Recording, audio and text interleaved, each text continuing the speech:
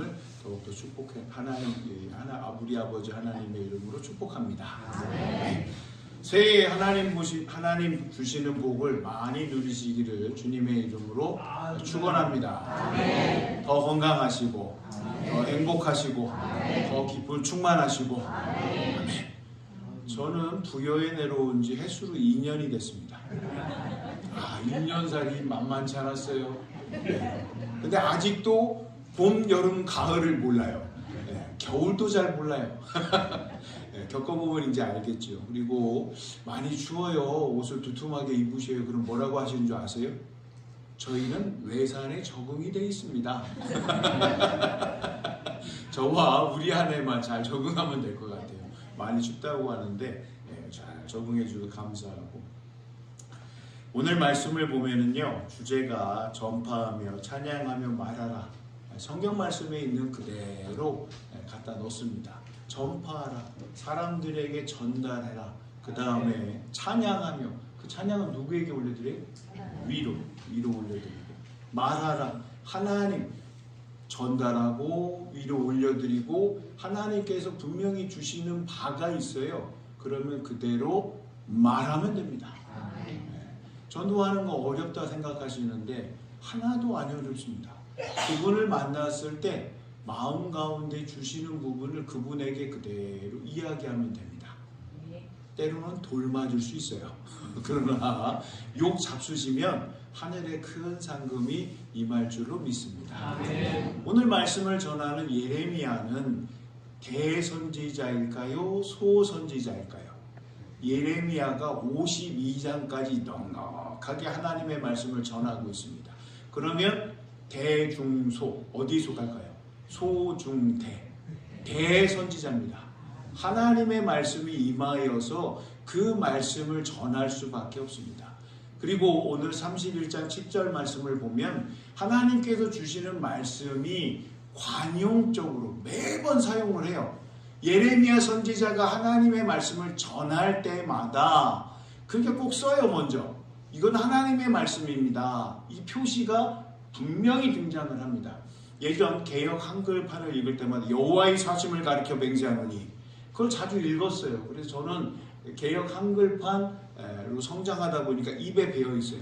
여호와의 살아계심을 사심을 맹세하노니. 근데 요 개역 개정은 바뀌었어요. 자, 그러면 예레미야가 하나님의 말씀을 전할 때 어떻게 하느냐? 7절 보시겠어요? 시작, 앞에 부분만 있습니다. 여호와께서 이와 같이 말씀하십니다. 하나님 말씀하십니다. 그 다음에 이렇게 저에게 주셨습니다. 그러면 예레미야의 삶을 보면 좀 편했을까? 5왕을 섬겼대요. 요시야, 하나님 잘 섬겼을까요? 그 다음에 여호아스, 여호와김, 여호야긴, 시드기야는 망한 왕입니다. 그러면 잘 섬기는 왕은 어디 있을까요? 1번 있을까요? 2번 있을까요? 3번 있을까요? 4번 있을까요? 5번 있을까요? 다 잘못 섬겼을까요? 그래도 희망이 있는 요시야는 그래도 하나님을 잘 섬겼기 때문에 선지자와 선견자 예언자들에게 잘했을 거예요.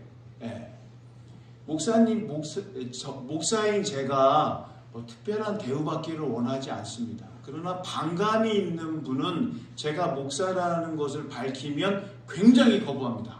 눈빛이 달라져야 합니다. 그리고 교회 안 나오시니까 교회 좀 오시지요. 방황 그만하시고 계약하시죠.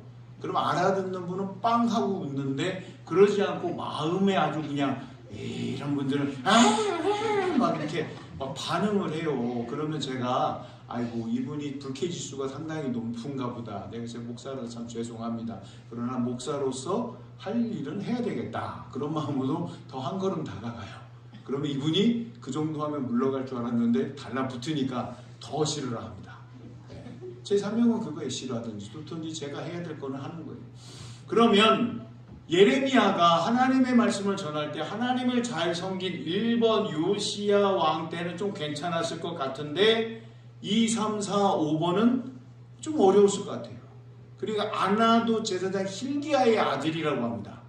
그러면 이 유대인들이 이해할 때 항상 이해하는 거 뭐냐? 아버지가 누구냐? 할아버지가 누구냐?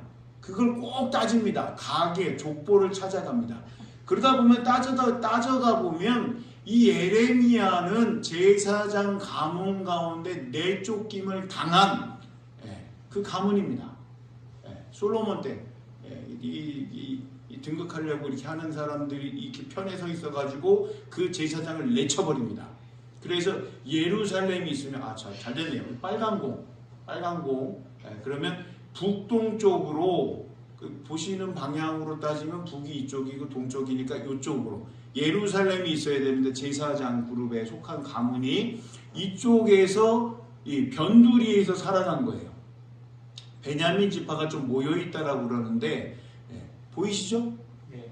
마음이 착한 분만 보입니다. 여기서 내침을 당했으니 중심 예루살렘이 있어야 되는데 이 변두리에서 사는 거예요. 그러면 다른 사람들이 볼 때 어떻게 해요? 아래로 보는 겁니다. 등극 예루살렘에서 제사를 하나님께 드리는 제사장 그룹이 아니라 쫓겨나가지고 변두리에 있으니 멸시천대 모욕받는 그 가문이 그러다가 하나님께서 주시는 말씀이 있습니다. 근데 하나님께서 말씀을 주시는 하나님께서 사용하시는 분들을 보면 조금 잘 돼서 이렇게 쓰시는 그 분들도 있는 반면에 이 고통이나 고난이라는 주사를 꼭 놓으세요. 접종. 그 주사를 꼭 맡으세요. 가난해서 허우적거리고 고통 속에 있고 사람들이 내려보는 멸시천대에 거기서 이게 바글바글 구르다가 하나님께서 사용하신다는 거예요. 왜 그렇게 하실까? 고난을 겪으면 사람이 그 다음부터 정신적으로 영적으로 발돋움을 한다는 거예요. 중국인으로 살아가고 있는 친구인데 목사인데 친구. 성교학자가 이렇게 얘기했대요. 고립당하면 그 다음에 그 사람에게서 제2의 리더십이 발휘가 된다. 맞다고 생각하세요? 아니다라고 생각하세요? 그 학자는 그렇게 얘기할 뿐이에요. 우리 장항의 교우들은 받아들일 수 있으세요? 고립된다. 사람 사이에서 뚝 떨어져 가지고 여기다 내팽개침을 당한다. 근데 그 사람이 그 다음부터 제2의 리더십을 발휘할 수 있는 역량이 여기서 생기기 시작한다. 긍정적이세요? 부정적이세요? 또 이렇게 질문을 드리면 알아들을 수가 없어요. 저는 긍정인지 부정인지 도대체 우리 장학교회는 희한하게 얘기해서요. 긍정인지 부정인지 알아들을 수 없는 나는 무소속이다 이런 것처럼 들려옵니다. 근데 그 성교학자는 그렇게 되면 하나님께서 제2의 리더십을 발휘할 수 있는 인물, 제목으로 성장을 시킨다는 겁니다. 쭉 듣다가 제가 그렇게 했습니다. 그런 고립이 되면 죽어. 직접 겪으면 진짜 못 견뎌. 죽어. 그러니까 자꾸 그런 누군가의 이야기를 하지 마. 가슴 아픈 이야기야. 그랬더니 친구가 이렇게 봅니다. 좋은 얘기 해줬더니 댓글이 별로 본인이 생각한 댓글이 안 나온다 생각하는 것 같아요. 예레미야가 성장할 때부터 제사장 그룹에서 내쳐져 가지고 변두리에서 살아갑니다.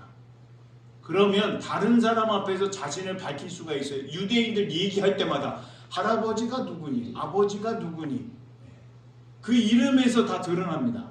그러니 거기서 벗어나지 못하고 있는데 하나님께서 특별히 은혜 주시사 예레미야에게 넘치도록 하나님의 말씀을 주셔서 대선지자로 사용하고 있습니다.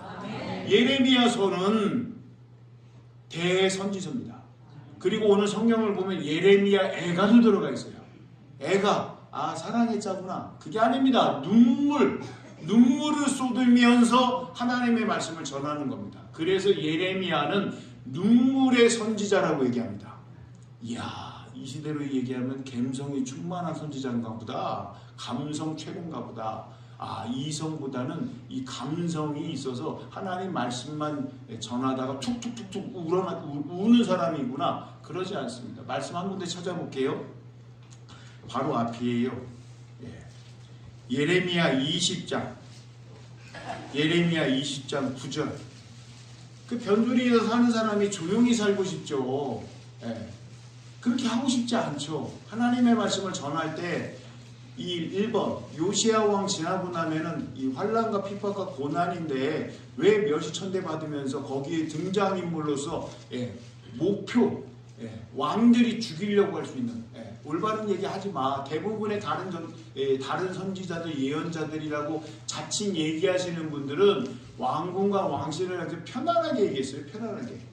하나님께서 벌하려 하십니다. 그게 아니라 아이고 하나님께서 원하는 대로 다 이루어 주실 겁니다. 하나님께서 복 주실 겁니다. 다 그렇게 얘기해서 편안하게 사는데 예레미야는 하나님의 말씀으로 직통으로 그냥 이야기를 해버립니다.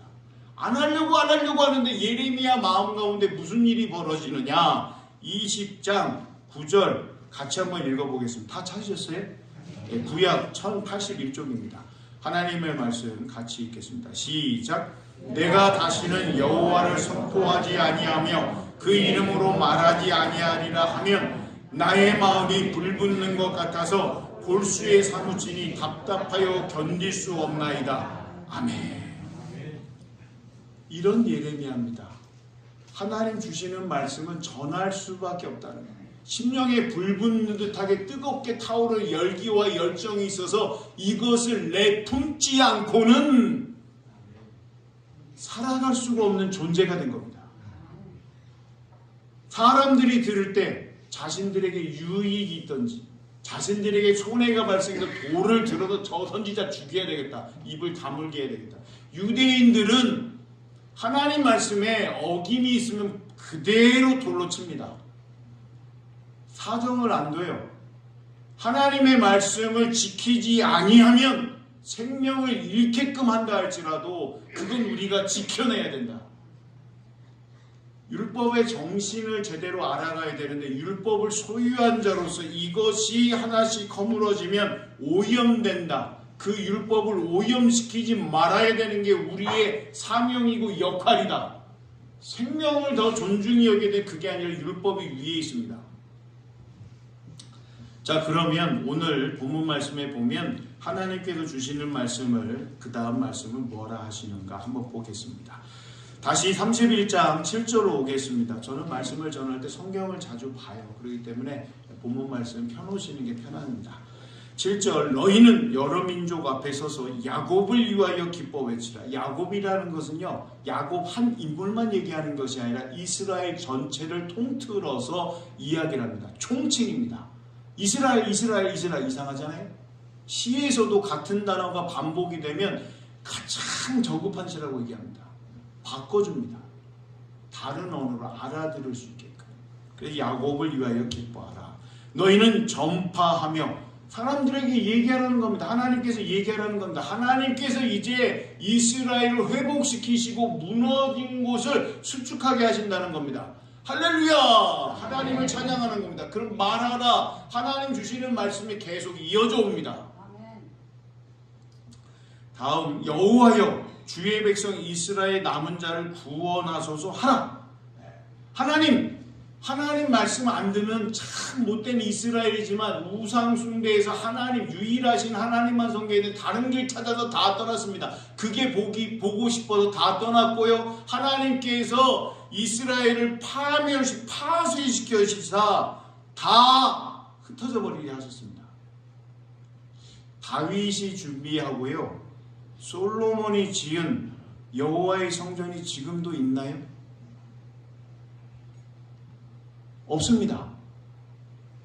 이스라엘 백성이 하나님을 제대로 섬기지 아니하시자 하나님 거하시겠다고 약속을 하셨고 그 성전을 향하여 유대인인지 이방인인지 타민족인지 나와서 기도하면 하나님께서 들어주시겠다고 하신 그 거룩한 성소를 하나님께서 다 화쇄해버리셨습니다. 또 짓고 또 짓고. 하나님 왜 그러셨을까? 차라리 이스라엘이 아니라 다른 민족을 택하셔서 이스라엘이 다른 민족을 새롭게 하셔서 그 민족이 영원토록 하나님을 찬양하게끔 하시면 되는데 하나님은 늘 이스라엘입니다. 하나님이 지키시지 아니하시면 곧 쓰러질 것 같은 연약한 민족이거든요. 근데 그 연약한 민족을 강성하게 하시면 그 이스라엘 민족은 도대체 무엇을 행하는가? 우리가 힘이 있어, 우리가 능력이 있어, 우리 마음대로 하나님에 대한 마음을 잃어버리는 겁니다. 여호와 하나님에 대한 그 사랑이 희석되어지는 겁니다. 그 중에서 한 명이라도 있으면 하나님께서 그렇게 안 하시려고 하는데 그 한 명조차도 보이지 아니하는 겁니다. 그래서 그들은 그들 자신이 웅덩이로 빠져들어가고 늪으로 들어갑니다. 계속 가라앉히고 완전히 숨이 끊어질 때 하나님께서 다시 기회를 주어 살리게끔 하십니다. 호흡 한 번 하고 나서 어떻게 돼요? 하나님이시구나. 한 호흡하고 두 호흡 가면 하나님이신가? 하나님이시였나? 이렇게 생각을 합니다. 그리고 하나님이십니다. 근데 이 생각이 반복이 되면서 어떻게 돼요? 하나님에 대한 이 신성 문자가 사라져버리는 거예요. 2020년도, 26년도 새해를 주셨습니다. 하나님을 깊이 사랑하고 하나님만을 더 바라보고 하나님만을 신뢰하는 우리 모두가 다 되기를 주님의 이름으로 소원합니다. 다시 한번 또 말씀으로 가겠습니다. 8절에 보시면 하나님께서 어떻게 하시냐, 이제 불러 모으신다는 거예요. 다 흩어버리셨는데 하나님께서 구원의 손길을 나타내시사 이제 흩어버렸던 이스라엘 민족들을 다 불러 모으신대요. 근데 보면은 말씀 보면은 뭐라고 되어 있느냐, 8절에 보라 나는 그들을 북쪽 땅에서 인도하여 땅 끝에서부터 모으리라. 하나님께서 말씀하셨고 이제 성취가 됩니다. 근데 그 모으는 사람들 가운데 그들 중에는 맹인과 다리 저는 사람과 잉태한 여인과 해산하는 여인들이 함께 있으며, 여기서 우리 하나님의 놀라운 사랑을 발견합니다. 하나님 앞에 서려고 그러면 정결한 사람만 쓸 수밖에 없다라고 말씀하셨는데, 이제 모으는 사람들 가운데는 다른 사람으로부터 도움을 받아야 되는 연약하고 미약한 분들이 같이 계신다는 겁니다. 그분들조차도 같이 구원의 큰 대열에 함께 할 수 있도록 하나님께서 배려하신다는 겁니다. 아멘. 대한민국에 살아가는 연약한 분들이 많이 계셔요. 그 중에서 박모세라는 이제는 청년이 됐을 겁니다. 평창 올림픽 때 애국가 부른 남자 청년입니다. 그 소리 들어보셨어요? 청아합니다. 소리가 제 개인적 느낌은 청아합니다. 그분이 노래하면은 다 들어요. 어떻게 저런 소리가 나지? 그런데 이분이 태어날 때는 태어나기 전에 뱃속에 있을 때 병원에서 검사를 하니까 이 아이는 유산해야 됩니다. 두개골이 약간 변형이 돼서 태아에 있는 아기의 뇌가 빠져나와 있습니다. 그러니까 이 아이가 태어나면 제대로 살아갈 수가 없다는 거예요. 근데 엄마가 검사를 마치고 이렇게 그 얘기를 듣는데, 엄마는 박모세, 이 어린 생명의 태동을 느꼈다는 거예요. 죽일 수가 없다. 하나님께서 주신 귀한 생명이니까 내가 낳아야 되겠다. 낳다가 하늘나라 가도 이 생명을 함부로 하면 안 되겠다. 이런 마음을 품으셨대요. 그리고 아기를 낳았어요. 낳았는데 두개골 이게 뼈가 있어야 되는데 없으니까 뇌가 빠져나와 있어요. 그럼 어떻게 해야 돼요? 살아갈 수 있게끔 의사 선생님들이 그 나와 있는 뇌를 넣어줘야 되는 거예요. 넣다 보면 이게 뭐 피덩이죠, 피덩이. 많아요. 그래서 소뇌와 대뇌를 90% 절제를 했대요. 그리고 의사 선생님이 얘기합니다. 이 아이는 앞으로 보지도 못하고 듣지도 못하고 말도 하지 못할 경우가 큽니다. 그것보다도 더 생명을 잃을 수 있는 위험이 더 큽니다. 근데 부모님의 입장에는 어떻게 하겠어요? 박모세의 할머니는 교회에 가서 자리 피고 하루 종일 기도하기 시작합니다. 수술을 받아야 될까요? 받지 말아야 될까요? 하나님 앞에 가서 기도하고 부모님이 단호하게 결정합니다. 수술을 받겠습니다. 그리고 수술을 잘 받았고 생명을 이어갑니다. 어머니가 대단하신 것 같아요. 오셨을 때, 교회에 오셨을 때 제가 뵀어요. 어머니가 참 대단하죠. 그런데 의사 선생님이 아무것도 못합니다.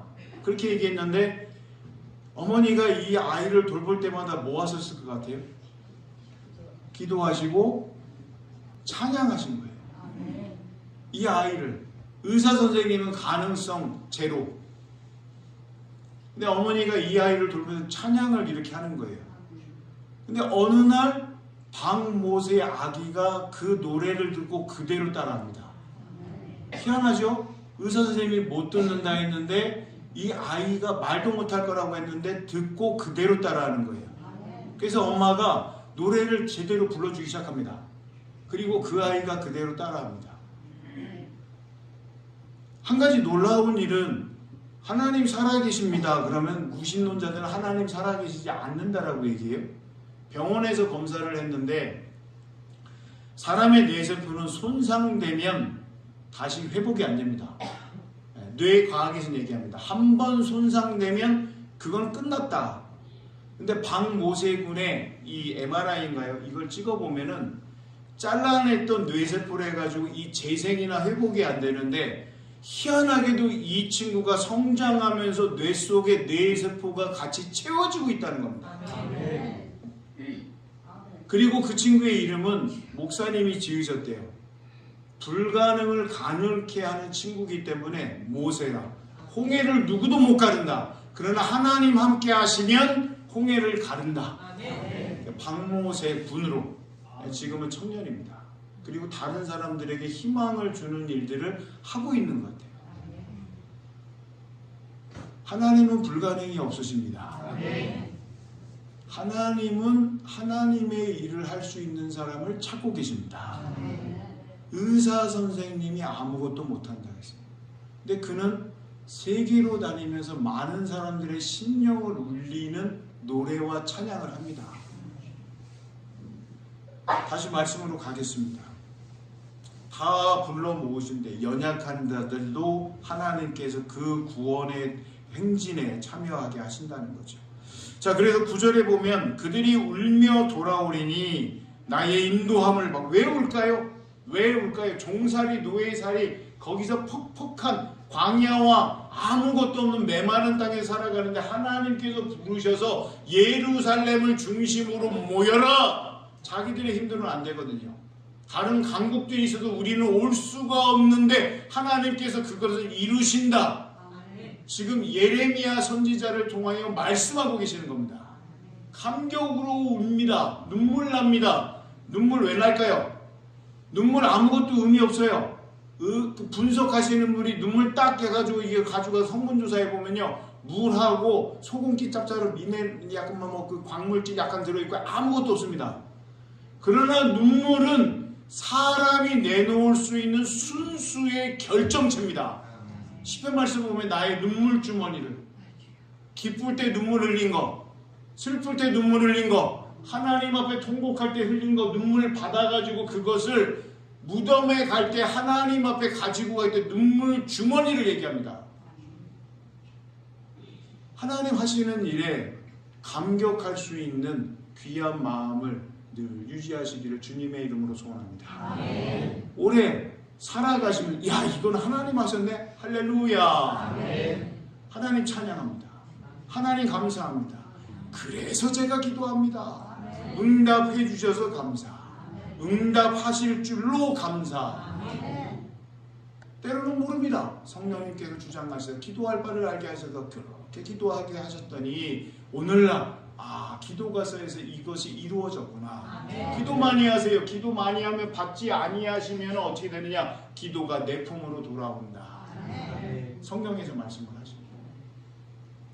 눈물로 돌아온대 울며 돌아오니 나의 인도함을 받고 강구할 때에 내가 그들을 넘어지지 아니하고 물 있는 계곡의 고든 길로 가게 하리라. 한 번은 친구들, 교육부 친구들 데리고 계곡에 갔어요. 물이 없었고 돌멩이만 이렇게 막 사람들이 많이 다니지 않아서 얕지만 그래도 우리가 물놀이 하자 갔는데 한 친구가 이렇게 엉금엉금 와요. 이렇게 왜 그러니? 그 워터 슈즈를 신었는데 이 계곡의 돌멩이들이 너무 억센 거예요. 그래서 디디면 발이 아파요. 자기 체중이 또 잘 먹는 친구거든요. 그러면 이 체중이 조금 적게 나가는 친구보다 많이 눌려요. 더 아픈 거예요. 그러니까 엉금엉금 와요. 그래서 제가 신고 있던 운동화를 줬어요. 재밌게 놀으라고. 노는 건 제가 노는 게 아니니까 다른 친구가 놀으라고 신발을 호환했어요. 그랬더니 그 다음에 어떻게 된 줄 아세요? 제가 또 엉금엉금 너무 아파요. 워터 슈즈를 뚫고 오는 그 계곡의 그 돌멩이들의 억셈이 발 전체에 다 느껴져요. 못 걷겠어요, 한 걸음. 애들은 저기가 있는데 참으면 이러면서 가는 거죠. 근데 하나님께서 하시는 건 뭐예요? 물 있는 계곡의 고든 길로 가게 하리라. 험난한 길인데 거기서 희한하게도 하나님께서 안정적으로 갈 수 있는 길을 내신다는 겁니다. 하나님만이 하실 수 있는 거죠. 그리고 그 하나님은 누구시다? 오늘 말씀에 보면 9절입니다. 마지막 가게 하리라 그 다음에 보세요. 누구신지에 대해 얘기합니다. 누구실까요? 같이 한번 읽어봅니다. 시작. 나는 이스라엘의 아버지요 에브라임은 나의 장자니라. 아멘. 이스라엘의 아버지. 이스라엘과 이 사람 관계로 표현하셔서 알아듣게끔 하시는 겁니다. 북이스라엘 멸망했잖아요. 근데 에브라임은 나의 장자, 맏아들이라고 얘기합니다. 그건 끊어질 수가 있다, 끊어질 수 없다. 부모님과 자녀의 관계는 끊어질 수 없는 관계입니다. 하나님과 이스라엘 백성의 관계는 우리가 생각 하나님 끊어버리시고 차라리 돌들로 아브라함의 자손이라 얘기하십시오. 그 마음이 들 때가 많습니다. 성경을 읽어보면 이스라엘 행하는 폐역, 악독함, 하나님 차라리 그렇게 하시는 게 낫지 않으세요? 근데 그 하나님은 그러지 아니하신다는 겁니다. 이스라엘과 언약하셨기 때문에, 계약하셨기 때문에 하나님은 그것을 변치 않게끔 끝까지 지금도 오늘도 그렇게 행하신다는 겁니다. 그러면 우리는 그렇게 살아가면 되는 겁니다. 말씀을 넘어서 보면 12절에 그들이 와서 시온의 높은 곳에서 찬송하며, 왜 시온일까요? 예루살렘인데 예루살렘에서 시온성이 있습니다. 그것은 다윗이 취하여서 다윗성이라도 하고요. 그 시온에는 하나님의 언약궤, 하나님의 말씀이 이렇게 있습니다. 그래서 시온을 늘 얘기합니다. 예루살렘은 하나님의 거룩한 성전이고 시온은 하나님께서 말씀하신 유대인들이 좋아하는 율법 언약궤가 그곳에 있기 때문에 그곳을 향하여서 늘 마음을 둡니다. 근데 여기서 보면 시온의 높은 곳에서 찬송하며 여호와의 복 곧 곡식과 세포도주와 기름과 어린 양의 떼와 소의 떼를 얻고 크게 기뻐하리라. 하나님 잘 섬기는 것과 하나님 주시는 것과의 영광관계, 하나님은 분명히 말씀하십니다. 하나님 말씀에 순종하면 축복, 하나님 말씀에 불순종하면 결과는 멸망입니다. 파멸입니다. 하나님께서 복과 화, 생명과 저주를 분명하게 말씀하셨습니다. 그러므로 이스라엘은 지금 하나님께서 이제 살리시겠다는 말씀하시는 거죠. 그리고 그 심령은 물된 동산 같겠고 다시는 근심이 없으리로다 할지어다. 아멘. 새해를 살아가십니다. 그런데 겪는 일들을 보면 고민과 걱정과 근심이 될 수밖에 없어요. 아하, 내 마음이 어렵다. 내 마음이 어렵다. 그러면 하나님 주신 말씀을 붙잡고 다시 새롭게 시작할 수 있는 귀한 은혜가 있기를 원합니다. 아멘. 하늘나라 가신 이어령 교수님, 전 문화부 장관, 그리고 이어령 이 세 글자가 가지고 있는 힘이 있으십니다. 그런데 예수 그리스도를 영접하시고 나서 신앙생활 하시니까 우리나라 최고의 지성인이십니다. 그러니까 옆에 있는 사람들이 얘기합니다. 무신론자들이. 아니 지금까지 잘 견디다가 갑자기 왜 세례를 받고 왜 교회 가서 예배드리고 왜 그러냐 이렇게 하니까 가만히 들으시더니 하시는 말씀이 그 전까지 교회에 대해서 어떻게 얘기하셨겠죠. 사람들과 지성인들과 이렇다 저렇다 얘기하면서 많이 하셨겠죠. 근데 이분이 얘기하십니다. 병원에 간다고 다 죽지 않습니다. 내가 살아야 되니까 교회를 찾아갔습니다. 짧게 대답을 하셨어요. 그리고 예수 그리스도 살아가시면서 저술하시고 활동을 하셨어요. 왜 주님이신가? 그런데 이분의 말년에 어떻게 되느냐? 이 병이 드셨어요. 병이. 그러면 대부분 위축되고 아무것도 안 하려고 합니다. 그런데 이분은 생각 자체가 다르세요. 하나님의 사람으로 나에게 남겨진 시간이 이만큼 있는데 이 시간에 다음 세대들에게 내가 지금까지 쭉 연구했던 부분에서 하나님의 말씀에 빗대어서 그것을 남겨주겠다 하면서 제작진을 부르는 거예요. 글을 쓰시려고 그러면 지금까지 쓰셨지만 이 건강이 안 좋으시니까 방송국 제작진을 부르는 거예요. 한번 이날 오세요. 그리고 인터뷰하면서 남겨주고 싶은 이야기를 계속 하는 겁니다. 근데 하시다 보면 기력이 딸리니까 오늘은 여기까지요. 그리고 또 그 다음날은 또 몸살을 아시죠? 아프시고 편찮으시니까. 그리고 나면 며칠 지나서 PD가 옵니다. 얼굴이 이렇게 나날이 이렇게 좀 안 좋아지시는 모습을 보고 오늘은 괜찮으세요? 오늘은 인터뷰 하실 수 있겠어요? 아니요. 나는 괜찮다고. 나는 괜찮다고. 지금 이야기하자고.